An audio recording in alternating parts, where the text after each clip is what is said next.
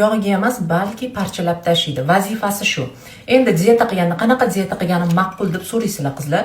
Men har doim aytaman, bitta kosanglarni bitta pilelarga o'zgartiringlar va ovqat yeyotgan vaqtda umuman suv ichmaslikka harakat qilinglar. Suv ichsanglar qorninglar ishib 5 vatar u semirishga olib keladi. O'sha hisobiga men har doim aytib o'tib ketaman, iloji boricha suv ichmanglar ovqat yeyotgan vaqtida deb. Normalniy ozibsiz deb juda ham ko'pchilik gapirdi. Men bu ozish uchun qancha mehnatim, qancha mashaqqatim, terim ketdi, yig'lagan kunlarim bo'ldi. Qizlar o'zi bo'lgani yo'q ozish.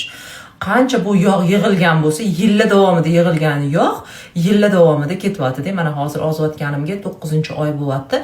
9-oydan beri men endi tashagan bo'lsam 25 kilo vес tashadim. Shunaqa qizlarjonlar, ozish oson emas. Xudo xolasa sizlar ham qunt bilan qilsanglar, inshaalloh ozasizlar. Menda zo'r живой отзывlarim bor aynan ozayotgan klientlarimizdan. Sizlarga ularni ham tashab beraman, xudo xolasa.